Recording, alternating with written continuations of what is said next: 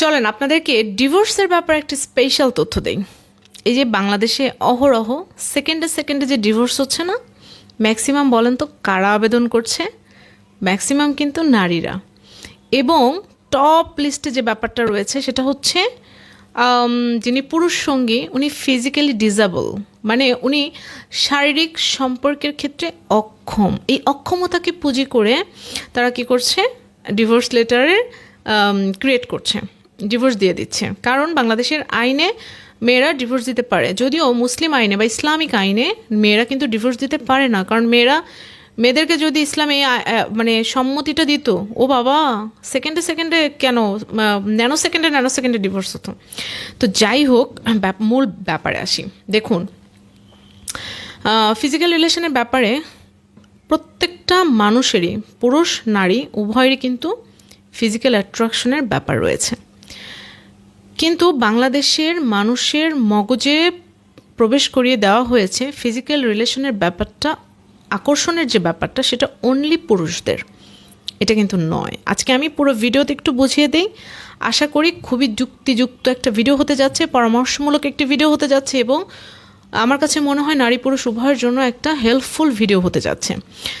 আমি চম্পা এই মুহূর্তে আপনার সাথে আছি। পুরো ভিডিওর সাথে আপনি থাকুন, তাহলে অবশ্যই এই তথ্যগুলো আপনি জানতে পারবেন। দেখুন, আপনারা যখন স্বামী স্ত্রীর মধ্যে যখন একটা বৈবাহিক ফিজিক্যাল রিলেশন টাইপের একটি সম্পর্কের মধ্যে দিয়ে যান, ওই মুহূর্তে কিন্তু দুইজনের মধ্যেই কিন্তু আকর্ষণের ব্যাপার ঘটে। কিন্তু মূল ব্যাপার ঘটে এটা যে পুরুষের আকর্ষণটা দৃশ্যত বোঝা যায়, নারীর আকর্ষণটা একদম সদৃশ হয় না, মানে বোঝা যায় না, উপর থেকে বাহ্যিকভাবে বোঝা যায় না। যার কারণে ম্যাক্সিমাম ক্ষেত্রে যেটা হয়, নারীদের ফিজিক্যালি ডিসেবল নাকি ফিজিক্যালি সচল সেই ব্যাপারটা প্রুফ করার জায়গাটা কম থাকে। নারীরা নিজেদের ফিজিক্যাল ডিসেবল থাকলেও অভিনয় করেই সেটা কভার করতে পারে, বাট পুরুষদের ব্যাপারটা তো একেবারেই বাহ্যিক। যার কারণে হয় কি, পুরুষদের স্বাভাবিক দুর্বলতাও যদি হয়ে থাকে তাহলেও কি করে, সমাজের কাছে তাদের স্ত্রীরা সেটা প্রকাশ করে দেয় এবং বাস্তবিকভাবে সেটা কিন্তু প্রকাশিত হয়ে যায়। বাট একটা নারীর ব্যাপারে এই ব্যাপারটা আপনি মানে সহজে আপনি এটা প্রমাণ করতে পারবেন না যে একটা নারী ফিজিক্যালি ডিসেবল, কেননা তার বাহ্যিক কোনো অংশ সেটা প্রমাণ করে না। তো এই জায়গাটাতে সমস্যা হচ্ছে, অনেক সময় খেয়াল করে দেখবেন নারীদের বাচ্চা হওয়ার পরে বা নারীরা হরমোন চেঞ্জের কারণে বা নারীদেরও কিন্তু একই রকম সমস্যা আছে। পুরুষদের যেমন অনাগ্রহ বা নানান রকমের শারীরিক সমস্যাগুলো আছে ফিজিক্যাল রিলেশনের ক্ষেত্রে, নারীদেরও সেমভাবে কিন্তু সমস্যাগুলো আছে। কিন্তু নারীরা এটা স্বীকার করে না, নারীরা এটার ব্যাপারে ট্রিটমেন্ট নেয় না। নারীরা শুধু বলে আমার এখন বাচ্চা হয়েছে, এখন আমার কাছে আসবা না, হাজার রকমের অজুহাত দিয়ে হাজব্যান্ডকে দূরে রাখে।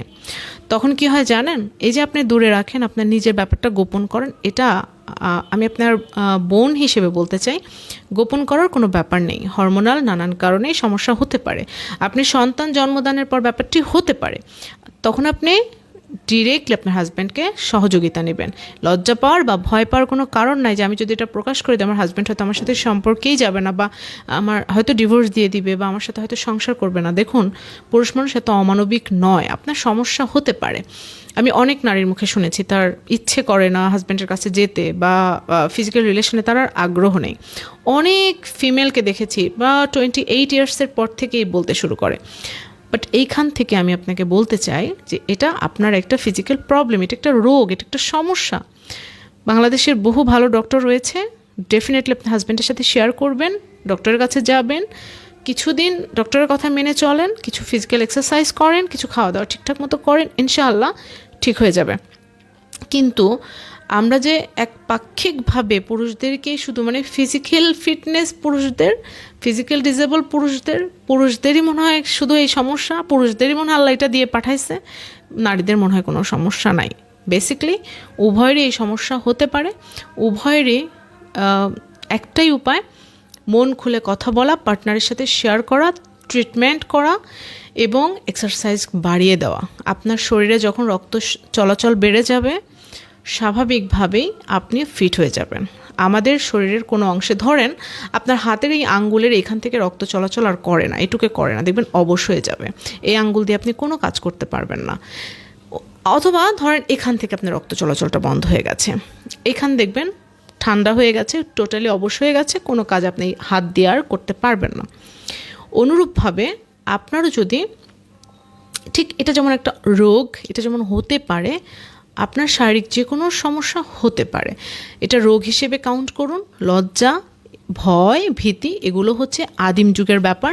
এই যে আমি বলছি অনেকে নাক সিটকাবেন, আল্লাহ আপু এত কিছু ভিডিও করে আজকে এই টপিক। আমার ভিউয়ারদের জন্য, আমাকে যারা ফলো করে, আমাকে যারা ভালোবাসে, তাদের ভালো আমি চাই। আমার কথা বলতে হবে, আমি বলবো না লজ্জা পেয়ে, আরেকজন বলবে না লজ্জা পেয়ে, আরেকজন বলবে না লজ্জা পেয়ে, বলবে এটাকে আপনারা জানবেন কিভাবে? আপনাদেরকে তো জানাতে হবে। নারী পুরুষ উভয়েরই ফিজিক্যাল রিলেশনের ব্যাপারে অনাগ্রহ তৈরি হতে পারে, অ্যাট্রাকশন কমে যেতে পারে। এটা থেকে দুজনের আলাদা করে দেওয়ার চেয়ে দুজন আলোচনা করে এক হয়ে যাওয়া কিন্তু ভালো। এবং এটার কারণে কিন্তু অনেক ডিভোর্স হচ্ছে। আপনি হয়তো লুকিয়ে হাজব্যান্ডের কাছে নিজের অক্ষমতাকে আড়াল করে আলাদা রুমে থাকছেন বাচ্চাকে নিয়ে, অন্যদিকে আপনার হাজব্যান্ড হয়তো ফোনে কারোর সাথে ইনভলভ হয়ে যাচ্ছে, বাইরে গিয়ে অন্য কোথাও সেই ক্ষুধা আছে, রেস্টুরেন্টে গিয়ে খেয়ে আসবে। আপনি জানলে কষ্ট পাবেন। তার থেকে নিজেকে ফিট করুন। নারীদেরকে বলছি নিজেকে ফিট